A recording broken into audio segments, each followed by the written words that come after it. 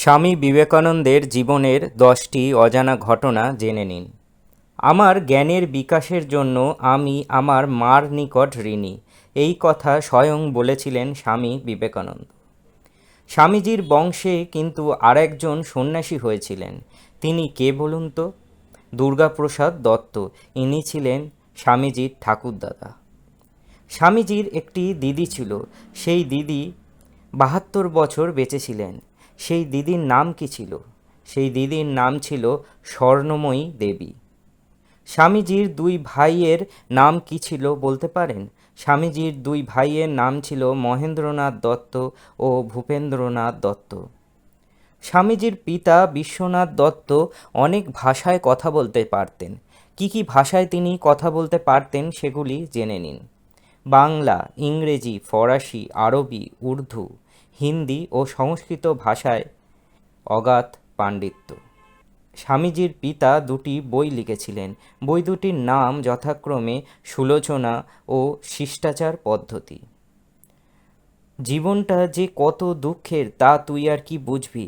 যখন বুঝবি তখন যারা নেশা ভাঙ করে তাদের প্রতিও তোর দয়ার উদ্রেক হবে। স্বামীজিকে এই কথা কে বলেছিলেন? একদিন স্বামীজির পিতা স্বামীজিকে এই কথা বলেছিলেন।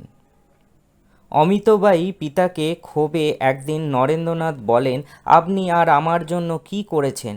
তখন তার পিতা কিছুক্ষণ স্থির থাকেন এবং তার উত্তরে বলেন, যা একবার আয়নার সামনে গিয়ে নিজের চেহারাটা দেখে আয়, তাহলে বুঝতে পারবি আমি তোর জন্য কি করেছি। একদিন নরেন্দ্রনাথ দত্ত তার মাকে কিছু খারাপ মন্তব্য করেন। তখন তার পিতা একটি অভিনব পদ্ধতি আবিষ্কার করেন তাকে শাসন করার জন্য। তিনি দেয়ালের গায়ে লিখে রাখেন, আজ নরেনবাবু তাহার মাকে এই সব কথা বলিয়াছেন। বন্ধুরা এসে ওই লেখা দেখলে নরেন্দ্রনাথ লজ্জা পাবেন এবং তিনি তার নিজের ভুল সংশোধন করবেন। স্বামীজির পিতার এত অসাধারণ শাসন পদ্ধতি ছিল। কখনো কোনো বিষয়ে অবাক হবি না, এই কথাটি নরেন্দ্রনাথ দত্তকে কে বলেছিলেন? সংসারে কিরূপ চলা উচিত এই প্রশ্নের উত্তরে নরেন্দ্রনাথের পিতা নরেন্দ্রনাথ দত্তকে এই কথা বলেছিলেন। আজ আমি আপনাদের স্বামীজির জীবনের 10টি অজানা ঘটনা আপনাদের জানালাম। ভিডিওটি ভালো লাগলে অবশ্যই লাইক, শেয়ার এবং সাবস্ক্রাইব করবেন। স্বামী বিবেকানন্দ, ঠাকুর রামকৃষ্ণদেব এবং মা সারদার সম্বন্ধে এরকম অজানা গল্প বা তথ্য জানতে অবশ্যই আমাদের চ্যানেলের সঙ্গে থাকুন। সবাই ভালো থাকবেন। নমস্কার।